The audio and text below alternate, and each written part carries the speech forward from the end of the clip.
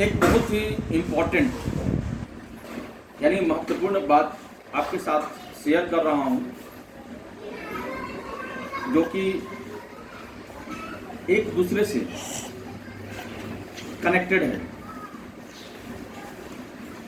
कहते हैं ना कि यदि आप गरीब हो तो कोई आप पर ध्यान नहीं देता,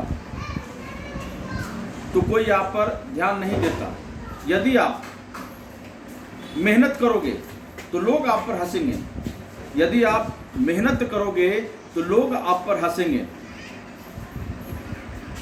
और जब कामयाब होगे तो लोग आपसे जलना शुरू कर देंगे। यानी जब कामयाब होगे तो लोग जलेंगे।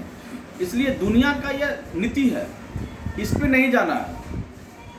दुनिया हमें क्या शिक्षा देता है, हमारा समाज हमारे बारे में क्या सोचती है, उन विषयों पर बात नहीं करना। बात हमें करना है कि हमें कुछ यहाँ से प्राप्त करना है। तो प्राप्त करने के लिए हमें दूसरों की बातों पर ध्यान नहीं देना है। वास्तविकता यही है कि यदि मैं गरीब हूँ तो उसके लिए, यदि मैं गरीब हूँ तो लोग मुझ पर ध्यान नहीं देंगे, यार ये गरीब है, ये बेकार है, ये तो कुछ कर ही नहीं सकता, राइट। और जब आप मेहनत करेंगे तो लोग आप पर हंसेंगे। देखो बुढ़बकवा जो है से ये मेहनत में लगल है, समझ रहे हो, ये देखो खेती कर रहा है, ठीक है, कैसा काम कर रहा है, राइट। और यदि वही तुम आगे चल करके कामयाब हो जाओगे तो फिर लोग आपसे जलना शुरू कर देंगे। तो ये दुनिया का नियम है। इन नियमों में ना पढ़ करके हमें जीवन में कुछ करना है, जीवन से कुछ प्राप्त करनी है, जीवन से लोगों को प्रेरणा देने लायक कार्य को करनी है।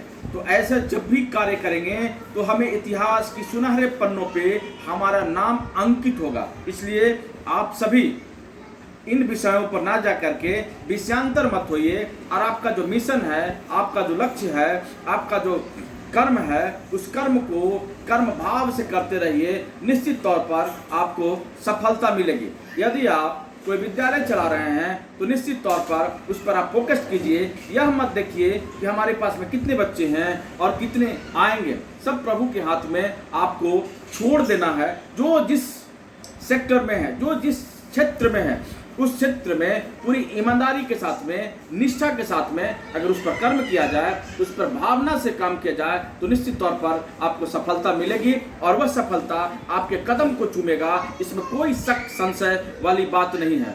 भगवान ने भी गीता में यही उपदेश दिया है कि कर्म जो है तुम्हारे हाथ में है, कर्म को तुम कर्म भाव से करो, निश्चित तौर पर सफलता मिलेगी, नहीं मिलेगी या मिलना भी होगा तो ये नहीं देखना है कि पता नहीं इससे मुझे इसका क्या फर्क पड़ेगा।